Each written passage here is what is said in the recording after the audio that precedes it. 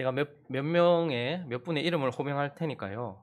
혹시 아는 분인지, 그리고 또 이분들의 공통점이 무엇인지 한번 생각해 보시기 바랍니다. 신격호. 혹시 아시는 분 계십니까? 신격호 씨. 김흥국. 아싸, 호랑나비 생각하시는데. 강여중. 네, 그리고 또 김철호. 이장우. 박성수. 이름이 상당히 많은데 6분만 제가 일단 호명을 했습니다. 혹시 이분들 중에 아시는 분 있으신가 생각해 보시고, 이분들의 공통점이 무엇일까요? 제가 다시 한번 이분들의 특징들을 말씀을 드릴 테니까 이분들이 어떤 분인지 한번 생각해 보십시오. 신격호 씨는 우유 배달원에서 롯데그룹 창업자가 되신 분입니다. 김흥국 씨는 병아리 10마리로 시작해서 닭 판매 1위 업체죠. 하림 창업자가 되었습니다. 강여중 씨는 동네 과외반 교사였는데 대교 그룹의 창업자가 되었습니다. 김철호 씨는 하루하루 먹고 사는 막노동자였는데 기아 자동차 창업자가 되었죠. 이장우 씨는 수세미 영업사원이었는데 한국 3M 사장이 되었습니다. 그리고 박성수 씨는 한 5년 넘게 근무력증이라는 육체의 병 때문에 거의 침대에만 있었는데 이랜드를 일으킨 이랜드 회장이 되었습니다. 방금 읽어드렸던 호명했던 이분들은 소위 우리가 말하는 성공했다라고 말할 수 있는 사람들의 이름들입니다. 여러분, 성공이라는 의미가 무엇입니까? 성공이라는 사전적 의미는 바라고 목적한 바를 이룸, 이것이 바로 성공입니다. 이것이 사전적 의미죠. 그러면 일반적 의미는 무엇입니까? 성공이라는 단어의 일반적 의미, 그것은 내가 원하는 바를 이루는 사람이 된 것, 내가 원하던 것을 이룬 사람이 된 것, 이걸 성공이라고 하고, 혹은 많은 사람들이 우러러보는 사람이 된 것, 이것을 바로 성공이라고 합니다. 그러니 성공이라는 사전적 의미나 일반적 의미는 우리에게 깊이 와닿아 있죠. 자, 그러나 성경적 의미로 하나님이 말씀하시는 성공은 어떤 것입니까? 하나님이 말씀하시는 성공, 그것은 바로 사람, 자기가 원하는 바를 이룬 사람이 성공한 것이 아니고 하나님이 원하고 바라는 모습을 이룬 사람, 그걸 성경적으로 하나님께서 성공이라고 말씀하십니다. 그리고 사람들이 우러러보는 사람이 되는 것이 아니라 하나님이 주목하여 보시는 사람이 된 것, 그것이 바로 성공이죠. 그래서 좀 더 구체적으로 말해본다면 하나님은 성공을 위하여 우리에게 딱 한 샘플을 제시하셨습니다. 누구를 제시하셨을까요? 한 사람을 우리에게 제시하셨고 이 사람처럼 되는 것이 인생의 성공이다라고 말해요. 천사들을 우리에게 제시하셨거나 다른 피조물을 우리에게 제시하신 것이 아니라 우리와 똑같은 성정을 가진 한 분, 그의 아들 예수를 인간으로 우리에게, 사람으로 우리에게 제시하셨고 이 예수를 닮아가는 자, 이 예수처럼 되어지는 자, 이것이 바로 성공이다라고 말씀을 하고 있는 것이죠. 그러니 우리는 성공이라는 개념을 완전히 바꿔야 될 필요가 있습니다. 사람, 내가 원하는 거나 사람들이 우러러보는 사람이 된 것이 아니고 하나님이 원하시고 바라는, 그리고 하나님이 주목하여 보는, 특별히 우리에게 제시된 한 분, 예수 그리스도를 닮아가는 것이 성공이다라는 것이고, 이렇게 되어지는 것이 성공이라면 앞에서 우리가 언급한 호명된 사람들처럼 세상적인 성공, 사전적 의미에서 성공을 이루는데도 그 성공을 위한 많은 필요와 요소들이 있습니다. 요즘에 서점에 가보면 성공한 사람들의 7가지 습관, 그리고 성공하기 위해 이것 꼭 해야 한다, 이런 것들, 성공한 사람들이 반드시 가지고 있는 필수 요소들이 있죠. 마찬가지로 하나님께서 우리에게 성공한 인생이다라고 말하려고 한다면 그런 인생에도 분명히 필수적인 요소들, 필요 조건들이 있을 것이고 어떤 요소가 있을 것이라는 말이죠. 그러므로 우리는 오늘 말씀을 시작하면서 성공이라는 개념을 하나님 위주로 바꾸고, 그렇다면 그런 성공을 이루기 위하여서 우리에게 어떤 요소가 필요한지 19장 전체를 통하여 한 3가지 정도만 살펴보려고 합니다. 그 첫 번째는 바로 확신입니다. 확신. 오늘 본문 말씀 21절을 한번 읽어볼까요? 21절 시작. 사람의 마음에는 많은 계획이 있어도 오직 여호와의 뜻만이 완전히 서리라. 우리 안에 한 가지 확신이 분명히 필요해요. 성공한 사람에게 가장 먼저 우선시되고 있는 요소가 바로 확신이라는 것입니다. 어떤 확신일까요? 사람들 가운데는 많은 계획이 있고 또 위대한 사람이든 연약한 사람이든 그 계획을 이룬 사람도 있고 이루어지지 않은 것도 있어요. 그렇지만 하나님의 뜻, 하나님이 계획하신 것은 반드시 이루어진다는 하나님을 향한 확신, 이것이 우리에게 분명히 있어야 됩니다. 그러나 그 계획 속에 있는 사람을 향한 확신이 필요한데 20절을 또 한번 읽어볼까요? 20절 시작. 너는 권고를 들으며 훈계를 받으라. 그리하면 네가 필경은 지혜롭게 되리라. 우리가 하나님이 계획하신 것은, 뜻하신 것은 반드시 이루어진다는 확신과 함께 모든 인생이, 특별히 저와 여러분이 하나님의 계획 속에 있다는 확신과 함께, 그리고 내가 권고를 들으며 훈계를 받으면 지혜롭게 거룩하게 될 것이라는 확신, 이것이 우리에게 분명히 필요하다라는 것입니다. 여러분, 우리는 확신으로 시작을 했어요. 신앙생활을 확신으로 시작했죠.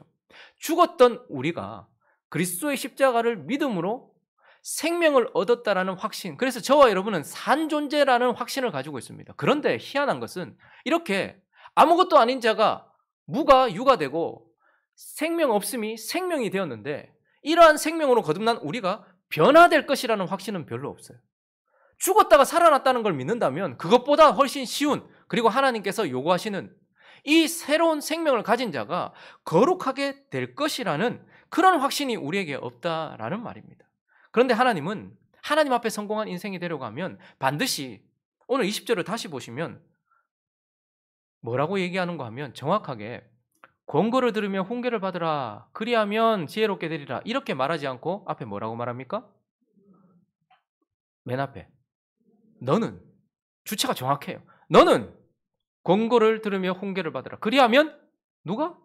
네가 마침내 지혜롭게, 필경은 지혜롭게 되리라. 하나님은 확신한 확신을 가지고 계시고 우리 또한 이러한 확신을 가지기 원하신단 말입니다. 그런데 우리는 우리가 스스로 변화되지 않을 것이라는 확신을 가지고 있는 사람들이 참 많아요. 자기 자신을 향해서 절대 안 바뀐다. 여러분, 사람은 반드시 변화되게 되어 있습니다. 믿으십니까? 에헤이, 큰일 났다. 여러분은 변화될 것이라고 믿으십니까? 그럼 저는요?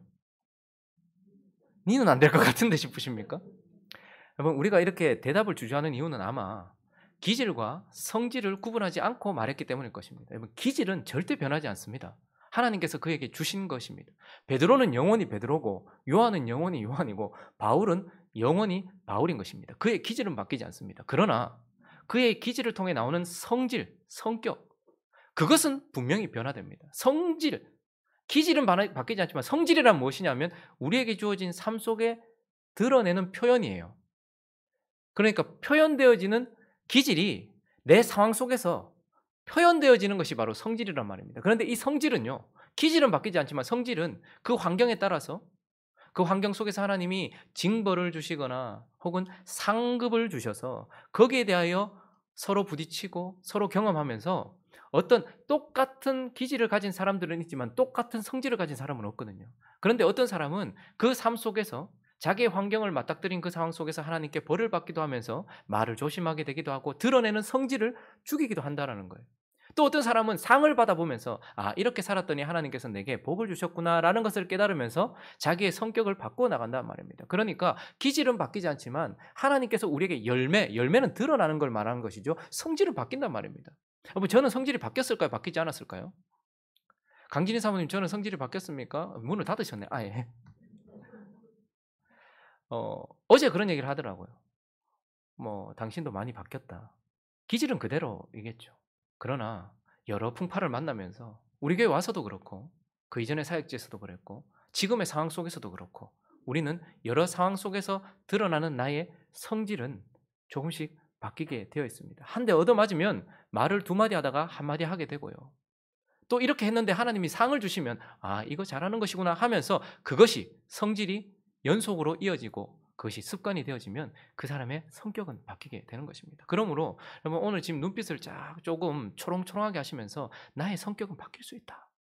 나는 바뀔 수 있다라는 확신을 가지시는 저와 여러분 되시기를 예수 그리스도의 이름으로 축원합니다. 그리고 또 한 가지를 더 믿어야 되는데 더 한 가지 확신은 25절을 보실까요? 읽어봅니다. 시작. 거만한 자를 때리라. 그리하면 어리석은 자도 지혜를 얻으리라. 명철한 자를 견책하라. 그리하면 그가 지식을 얻으리라. 내가 변할 것이라는 확신과 함께 다른 이도 변할 수 있다라는 확신이 우리에게 분명히 필요합니다. 하나님 앞에 성공한 인생이 되려고 하면 사람에 대한 확신도 분명히 있어야 돼요. 하나님에 대한 확신만 가지고 신앙이라 하지 않고 사람에 대한 확신, 하나님이 말씀하시는 대로 내가 분명히 거룩하게 변할 수 있다는 확신과 함께 옆에 어떤 구절에서는 잠언은 거만한 자를 때리지 말라고 말해요. 안 바뀔 거니까. 그런데 오늘 이 구절에서는 지금 그의 변화를 말씀하고 있어요. 거만한 자를 때리면 어리석은 자도 지혜를 얻을 수 있다라고 말하고 있는 거예요. 그러니 우리는 그가 영원히 어리석게 끝나지 않는다면, 하나님이 끝이라고 말하지 않은 인생이라면 그가 80이 되었든 90이 되었든 그에 대하여 확신을 가져야 돼요. 하나님께서 일하시면 그도 변화될 수 있다. 그리고 지금 거룩을 얻은 명철한 자라면 더 거룩해질 수 있다. 나의 남편이 바뀔 수 있다라는 확신. 그리고 나의 아버지가, 나의 어머니가, 나의 자녀가 바뀔 수 있다라는 확신. 그러나 그 과정 속에서 물론 여러 가지 풍파들을 만나겠죠. 그러니 우리가 하나님 앞에 성공한 인생이 되려고 한다면 사람이라는 존재, 나라는 존재, 내 옆에 둘러싸고 있는 타인이라는 존재가 하나님의 계획 속에 있는 것이 확실하다면 하나님에 의하여, 그리고 상황을 통하여, 우리를 통하여 그 사람은 반드시 변화될 수 있다는 확신, 이 확신이 우리로 하나님 앞에 성공한 인생을 살게 한다라는 것입니다. 자, 그러면 오늘 본문을 통하여 이런 확신을 넘어서 이제 또 성공한 인생, 하나님의 말씀하시는 성공, 그리고 그것을 이루는 인생이 되기 위하여 필요한 요소는 무엇인가? 가장 중요한 것입니다. 성실이다라는 것입니다. 성실. 1절 말씀 한번 읽어볼까요?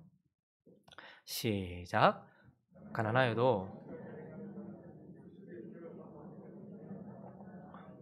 물질이라는 이 땅에서의 가장 소중한 가치를 많이 쌓지 못했다 해도 영혼의, 그리고 심령의 열매라는 성실이라는 것을 이룬 자, 쌓은 자가 훨씬 낫다라고 말하면서 19장을 시작하면서 우리에게 성실에 대해서 말하고 있습니다. 그래서 하나님 앞에 성공한 인생이 되기 위하여 확신을 넘어 그 다음으로 중요한 요소는 바로 이러한 성실이라는 것이죠. 그런데 성실에 대한 개념을 우리가 바르게 잡을 필요가 있습니다. 성실은 무엇입니까? 단순히 부지런하게 움직이는 것을 성실이라고 말합니까? 앞에 놓여진 사명을 위해서 열심히 달리는 것, 그걸 성실이라고 말합니까? 성실에서 성자는 말씀 언변에 이룰 성이죠. 그러니까 말씀을 이루는 것, 내가 말한 것을 이루는 것을 성실이라고 말하고, 영적인 의미로는 하나님이 말씀하신 것을 이루기 위하여 행하는 것, 이것을 성실이라고 하는 거예요. 그러니까 하나님이 말씀하신 것이 있습니까? 그러면 그것을 행하고 있는 지금 이 순간 내가 성실한 것입니다. 하나님이 말씀하시지 않은 부분이 있습니까? 그러면 내가 움직이지 않는 것이 성실인 것입니다. 그러니 성실은 말씀대로, 하나님이 말씀하신 대로 움직이는 나의 행위, 이것을 성실이라고 하고, 또 하나 중요한 것은 성실이라는 것은 단순한 순간적 행동이 아니고 꾸준히 이어질 때 성실이라고 하는 것입니다. 오늘 본문 말씀 24절을 한번 읽어볼까요? 24절 한번 읽어보겠습니다. 시작. 게으른 자는 자기의 손을 그릇에 넣고서도 입으로 올리기를 괴로워하느니라. 오늘 성실이라는 반대 의미로 사실 게으름에 대해서 얘기하고 있는데, 게으름은 잠언에서 자주 등장하는 반복되는 그런 주제 중에 하나입니다. 자, 그런데 게으름이 뭡니까? 우리가 목요일이었나요? 지난주에 게으름에 대해서 한번 살펴봤는데, 게으름이란 적게 움직이는 것이 아니고 자기가 말한 대로, 혹은 누군가 자기에게 말한 대로 움직이지 않는 것, 말은 있는데 행위가 수반되지 않는 걸 게으름이라고 해요. 그리고 또 하나는요, 일을 하지 않는 것이 아니라 자기 일을 하지 않는 것, 그게 게으름이라고 말했어요. 그러니 하루 종일 열심히 일하고 평생을 열심히 일했다 할지라도 하나님이 주신 한 달란트를 가지고 주인을 위하여 그가 해야 될 일이 아니라 자기가 하고 싶은 일, 세상이 원하는 일, 그것을 아무리 열심히 했다 해도 일을 하지 않는 것이 아니라 자기 일을 하지 않는 것, 그것이 바로 게으름이죠. 그런데 오늘 본문 말씀을 보니까 또 게으름의 한 가지 요소가, 게으른 자는 자기 손을 그릇에 넣고서도 입으로 올리기를 괴로워한다라고 말하고 있어요. 그러니 게으름은 뭐죠? 무엇인가가 시작되었어요. 이어지고 있어요. 그런데 입으로 올려 먹기까지 이어지지 않는 것. 그러니까 한 순간은 있는데 이것이 이어져서 결과까지 이어지지 않는 것을 게으름이라고 하는 거예요. 누가 게으르냐? 보통 사람들은 안 움직이는 사람을 게으르다고 하는데, 하나님이 게으르다고 하는 것은 시작을 했어요. 그리고 뭔가 하는 행동도 보여요. 그런데 끝까지 하는 게 없는 거예요. 언제나 어느 순간에 멈춰서는 것을 게으름이다라고 하는 거예요.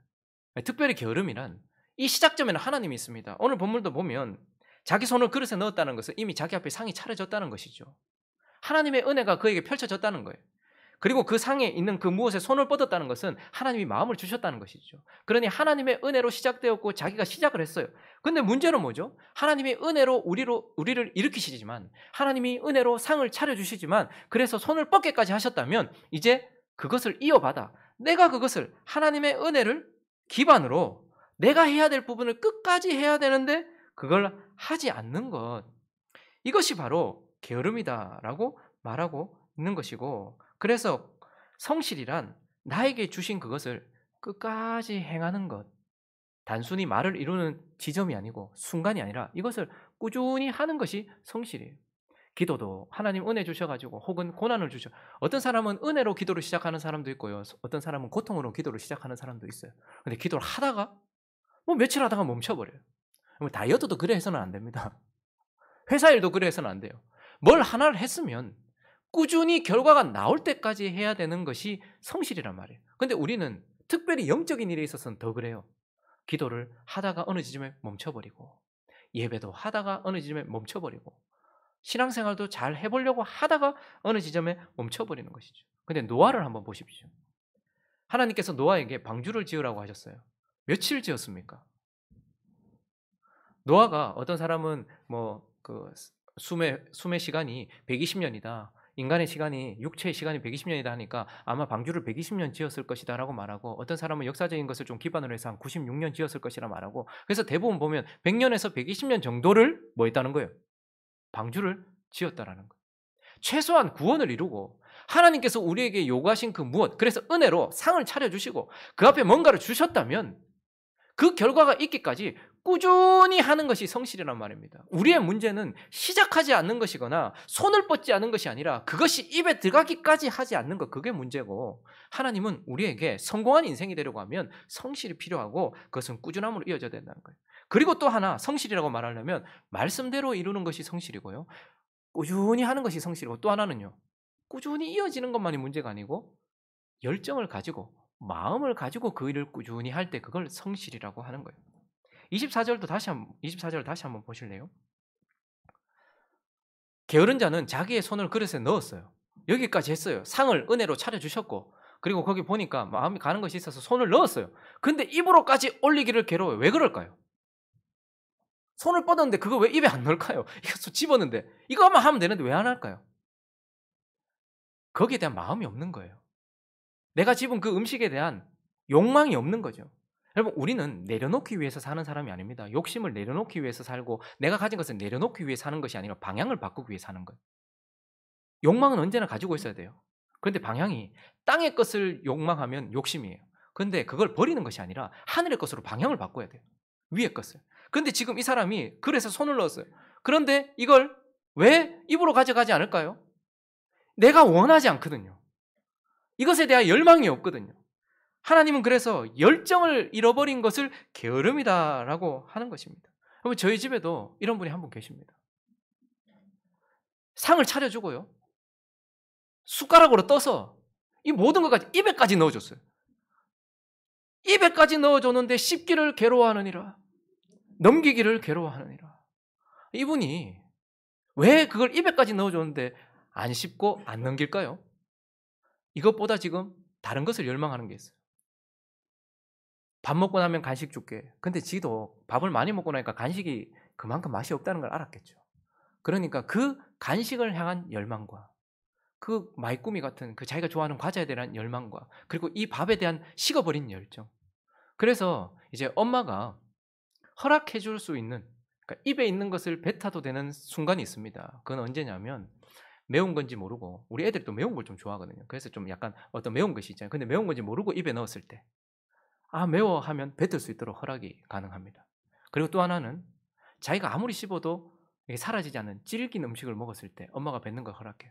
그래서 얘는 밥에 아주 부드러운 반찬과 함께 입에 넣어줬는데도 씹기를 괴로워하므로 매워 이렇게 맨밥이 맵다라고 말하면서 넘기기를 거절하고 괴로워하고요.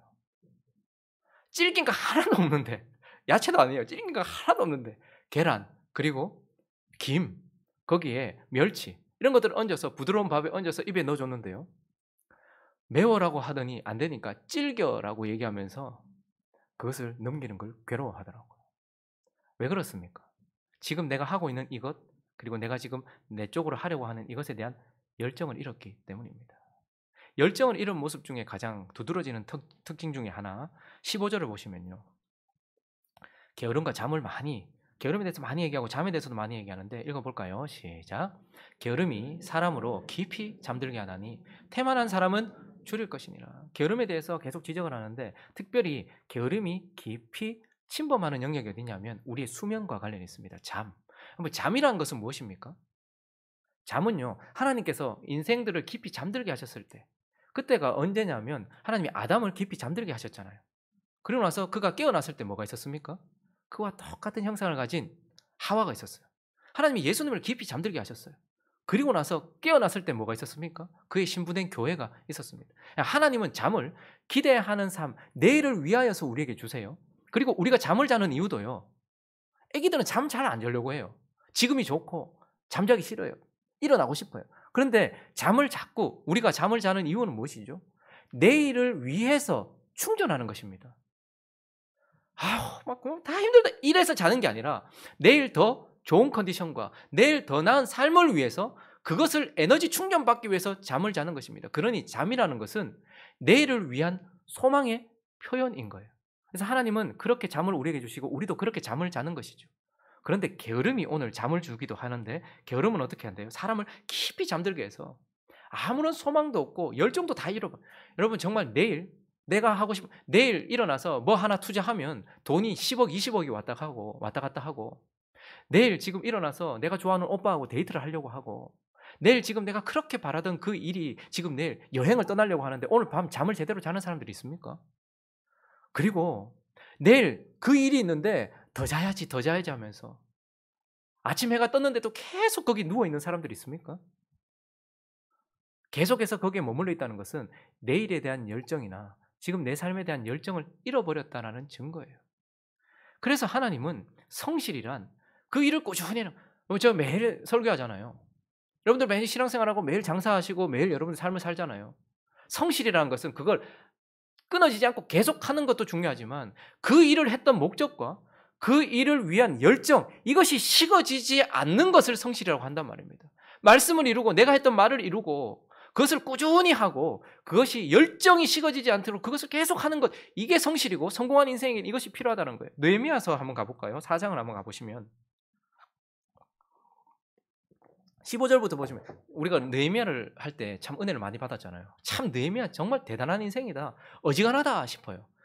우리의 대적이 우리가 그들의 의도를 눈치챘다 함을 들으니라. 하나님이 그들의 꾀를 패하셨으므로 우리가 다 성에 돌아와서 각각 일하는데, 자, 수상궁에 있었던 그가 왔습니다. 기도하면서 여기까지 왔어요. 그리고 일을 막 하는데 그냥 잘 되는, 처음에는 하나님께서 은혜를 주셨어요. 그래서 자기에게도 거기 기도만 하고 그치는 것이 아니라 실제로 회파된 성 그곳으로 오게 되었고요. 그리고 기도함으로써 하나님이 이것을 할 수 있는 그 은혜들을 왕을 통해서 필요한 모든 재정들을 후원받을 수 있었어요. 그리고 와서 민장들과 사람들에게 얘기하니까 이스라엘 백성들도 마음을 받아서 같이 하자 이렇게 됐어요. 그렇게 시작을 했는데 이제 상을 차려주셨죠. 그리고 손을 뻗었단 말입니다. 그런데 이걸 하는데 사람들이 지치기도 하고 방해가 너무 심한 거예요. 그러니까 16절에도 보니까요, 계속 한번 보면 그때로부터 내수하 사람들의 절망, 그러니까 계속 방해가 있고 막 공격을 하는 거예요. 못하게 하는 거죠. 그러니까 포기하는 것이 아니라 내수하 사람들의 절반은 일하고 절반은 갑옷을 입고 창과 방패를 활을 가지고서 민장은 유다 뒤에 족속에 있으면서 성을 건축하는 자와 짐을 나르는 자는 다 각각 한 손으로 일을 하고 한 손으로 병기를 잡았다. 대적이 자꾸 우리를 공격하려고 하니까 일을 못 하겠는 거예요. 그러니까 반은 일하고 어떻게 해요? 반은 싸움을 준비하고 있고, 그리고 이제 일하는 사람은 한 손으로는 병기를 잡고 있고 한 손으로는 쟁기를 잡고 있으면서 일을 하더라는 거예요. 18절을 보니까요, 건축하는 자는 각각 허리에 칼도 차고 그리고 나팔 부는 자의 곁에 있으면서 항상 귀를 기울이면서 이 일을 계속하려고, 시작했던 그곳에서 지금 열정을 잃어버리지 않고 계속하고 있는 것을 보게 돼요. 19절도요. 내가 귀족들과 민장들과 남은 백성에게 이르기를 이 공사는 크고 넓으므로, 이거 사실 우리 지치게 하거든요. 해도 끝이 없는 거예요. 너무 크고 너무 넓어요. 그리고 방해가 너무 심해요. 우리가 성에서 떨어져. 그러니까 좀 쉬었다 하자, 나중에 하자, 좀 더 힘을 모아서 하자, 때가 아닌가 보다, 이렇게 하지 않고 크고 넓으므로 우리가 성에서 떨어져 거리가 먼즉 너희는 어디서든지 나팔 소리가 들려. 그러니까 전쟁이 나면 바로 전쟁해야 된다. 그렇지만 일을 놓으면 안 된다. 계속 그걸 해야 된다. 그리로 모여서 우리에게로 나오라. 우리 하나님이 우리를 위하여 싸우시리라 하였느니라.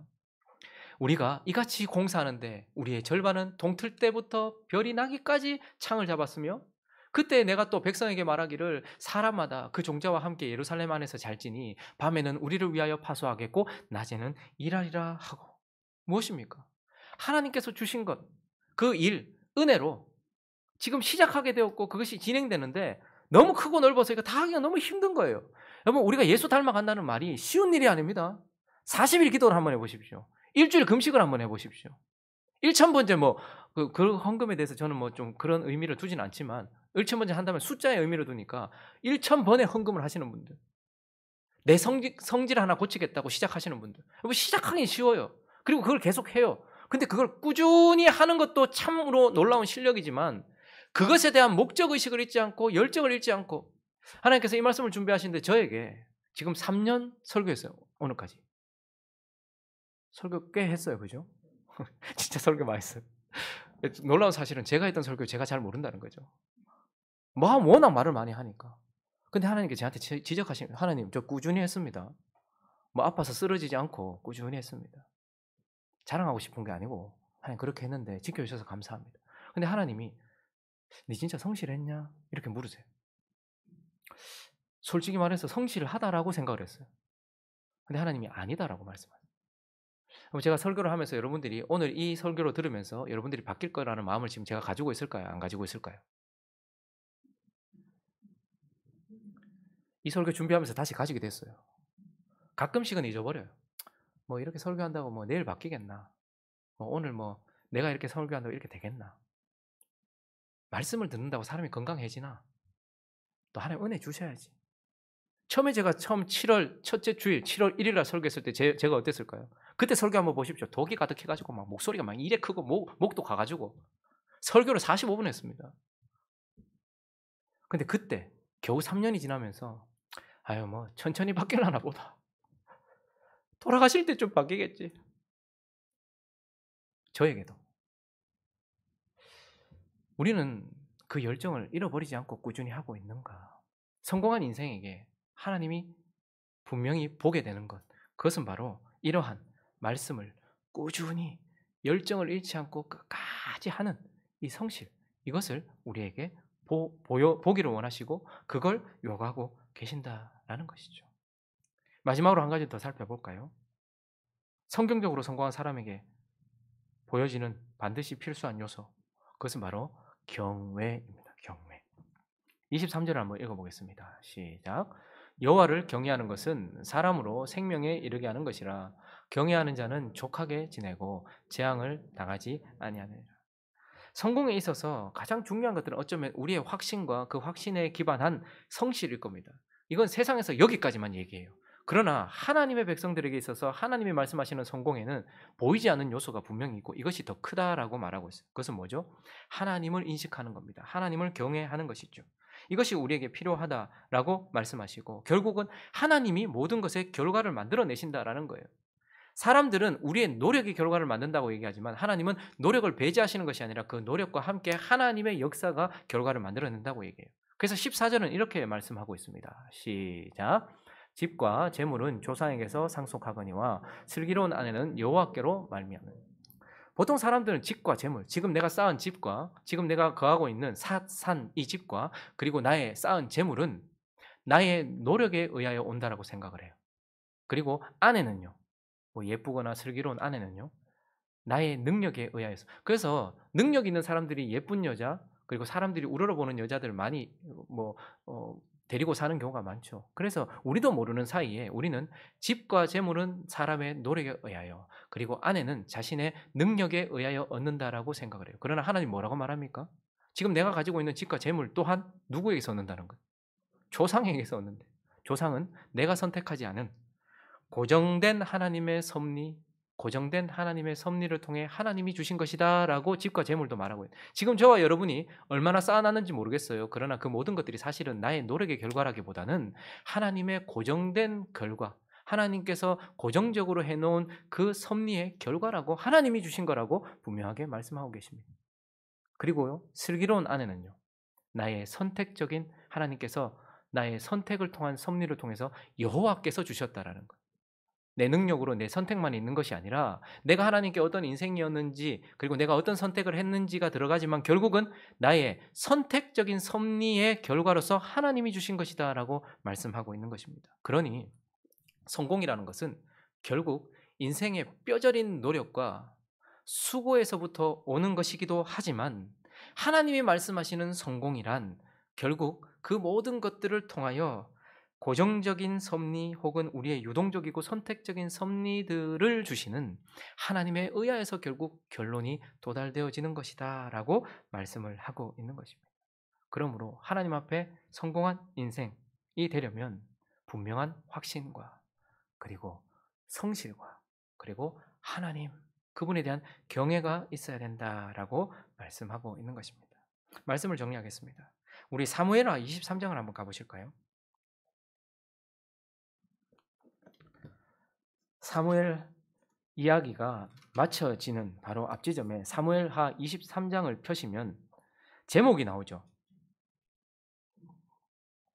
23장을 시작할 때 위에 제 성경은 파란색으로 되어 있는데 제목이 나오죠. 뭐라고 말하고 있어요? 다윗의 마지막 말. 그러니까 이제 사무엘 하를 마무리하면서 하나님이 세우신 왕 다윗의 마지막 말이 7절까지 이어지고 8절부터는 뭐라고 되어 있습니까? 다윗의 용사. 그러니까 하나님이 세우신 왕이 그의 평생 주목해 봤던 이름들이 수없이 등장하고 있습니다. 여기 아는 이름 별로 없어요. 보면 발음하기도 힘든 이름들이 많습니다. 그런데 오늘 이 다윗이 주목하였던 그의 평생 주목하였던 그의 인생 마지막까지 주목하였던 이름 그러한 이름들이 하나님께서 주목하여 보셨던 사람 하나님이 성공이라고 말씀하시는 사람들의 이름이 여기에 기록되어져 있는 것을 보게 됩니다. 신약에도 로마서 마지막 절에 보시면 로마서 16장으로 또 가보실까요? 16장을 시작할 때 위에 또 제목이 있는데 빨간 글씨로 저는 되어 있어요. 제목이 뭐예요? 16장을 시작하면서 인사 이렇게 되어 있죠. 그러니까 바울이라는 하나님의 사역자의 마음에 마지막까지 남아있는 사람들의 이름이 우리가 잘 아는 뭐 브리스길라 아울라 같은 사람도 있고 뭐 생수한 베베 같은 사람도 있는데 그러한 이름들이 쭉 등장하고 있는 것을 보게 됩니다. 사실 여기에 사무엘하 23장이나 로마서 16장에 나오는 이 이름들보다 사실 우리 시대를 살고 있는 우리가 설교를 처음 시작할 때 호명했던 그런 이름들이 훨씬 영광스러워 보일지 모르겠지만 그 이름들도 성공한 이름이라고 말할 수 있겠지만 사실 하나님이 우리에게 제시하시는 이름은 바로 하나님이 원하시는 모습, 그분이 바라시는 모습이 되어지고 그분이 주목하시는 인생, 그래서 그분이 잊지 않으시는, 그래서 그분이 세우신 왕, 그분의 평생 그분과 함께된 사역자의 마음에 있었던 그런 사람들의 이름이 되어지는 것이 성공이다라고 말하고 있는 것이죠. 우리는 분명히 이곳 아니면 저곳에 이름이 기록될 것입니다. 어디에 우리의 이름을 올리시겠습니까? 성공이라는 개념을 바꾸고 그리고 우리에게 주어진 상황 속에서 내가 그리고 내 주변에 있는 사람이 변할 수 있다라는 확신과 함께 그래서 천하고 부족한 우리가 여러분도 한번 보십시오. 지금 여기 가장 오래 사신 분들이 가장 많이 닮아 있습니다. 제 아내와 제가 닮아 있습니다. 20년을 같이 했습니다. 닮아 있습니다. 우리가 아무리 부족하고 우리가 아무리 더러워도 우리 신랑 되신 예수 그리스도와 우리가 하루하루를 살아가면서 그분을 닮아갈 수 있다라는 이 확신 그리고 꾸준히 열정을 잃어버리지 않는 성실 그리고 그분께 결과를 맡겨드리는 이러한 경외를 통하여서 예수 닮는 인생이 되어지는 것을 성공으로 삼고 실제로 성공한 인생이 되어서 하나님께서 기록하신 기록책에 우리의 이름이 올라가는 성공한 삶 되어지시기를 예수 그리스도 이름으로 축원합니다.